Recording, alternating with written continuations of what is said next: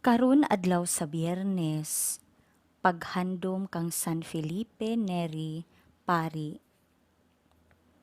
Sa makatulo ka higayon, si Jesus nangutana kang Pedro sa maurang pangutana.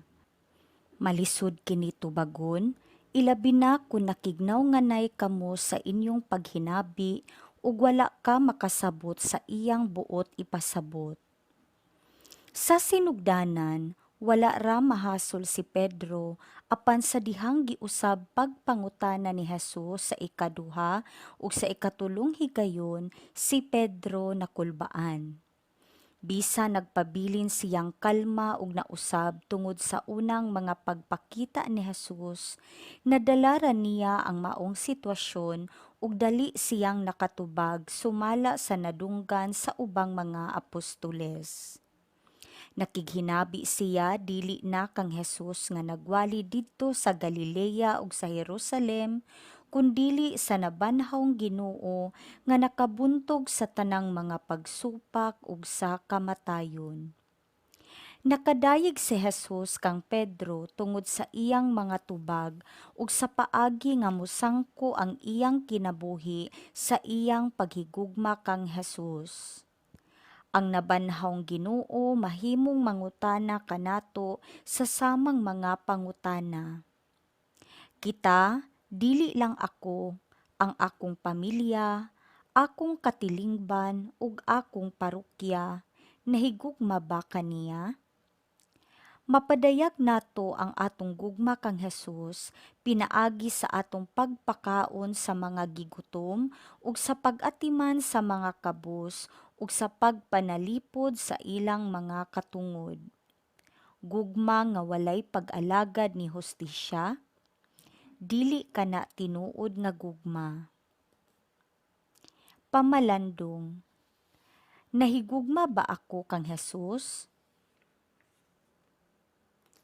Pagbasa gikan sa mga buhat sa mga apostoles. Wala madugay, si Hari Agripa ug si Berenice miabot sa Cesarea aron pagyukbo kang Festo. Human sa pipila ka adlaw didto, ang hari gisuginla ni Festo mahitungod sa kaso ni Pablo. Si Festo miingon, ani ay preso dinhi nga wala buhiin ni Felix, ug sa akong pag-adto sa Jerusalem, ang mga kadagkuan sa mga pari ug ang mga Hudiyo mipasakag sumbong batok kaniya ug gihangyo ako nila nga silutan ko siya. Apan gisultihan ko sila nga dili batasan sa mga Romanhon ang pagsilot sa usa ka sinumbong kun wala pa siya makaatubang sa naggiha kaniya ug wala pa siya kahatagig higayon sa pagtubag sa mga sumbong batok kaniya. Busa sa ilang pag-abot dinhi wala ako maglangan. Pagkasunod adlaw, gipaatubang ko sa hukmanan ang sinumbong. Apan sa pagsulti na sa mga nagkiha kaniya, wala sila magpasakag bisan unsang sumbong nga akong gipaabot gikan kanila. Naglalis lamang hinuon sila bahin sa ilang relihiyon ug mahitungod sa usa ka tawo nga patay na nga ginganlag Hesus nga nabanhaw kuno matud ni Pablo. Ug tungod kay wala ako mahibalo kung unsay akong buhaton ni ining kasuha, gipangutana ko si Pablo kung buot ba siya moadto sa Jerusalem aron adto siya Hosaya. Apan miapilar si Pablo og mihangyo nga ipadayon lang ang pagbilanggo kaniya ug nga ang emperador maoy pahukmon sa iyang kaso.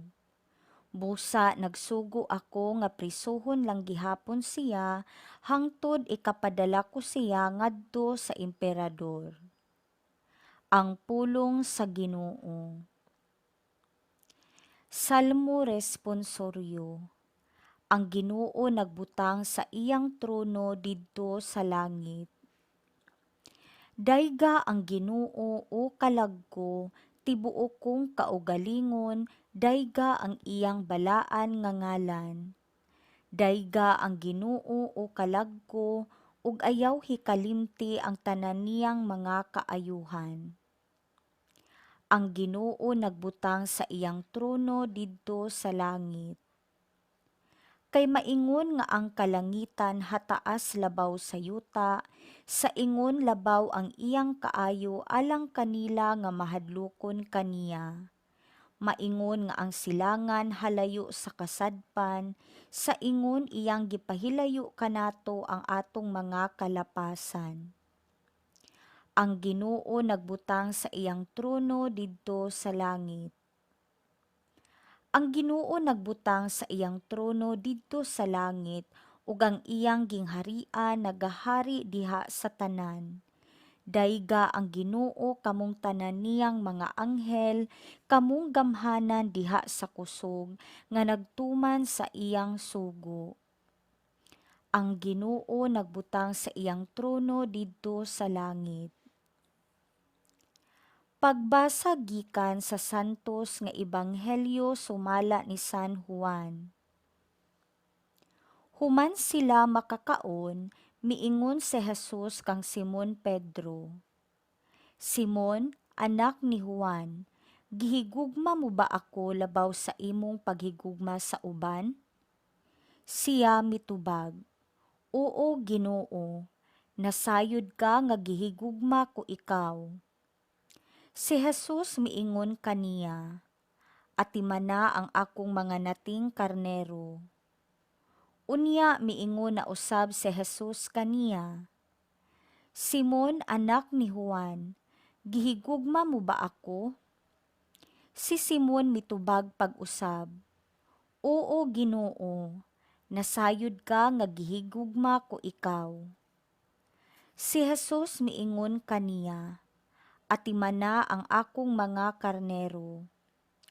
Unya sa ikatulong higayon, si Jesus miingon, Simon, anak ni Juan, gihigugma mo ba ako?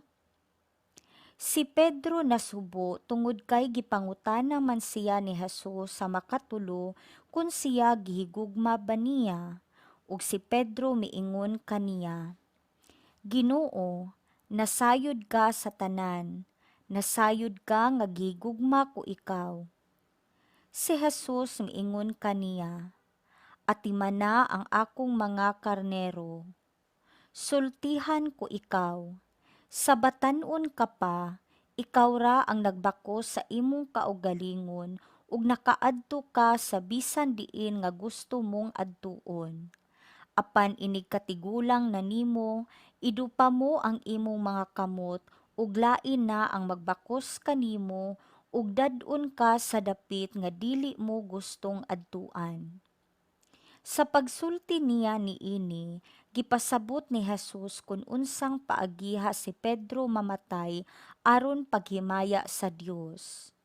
Unya miingon si Jesus kaniya, Sunod kanako. Ang Ebanghelyo sa Ginoo.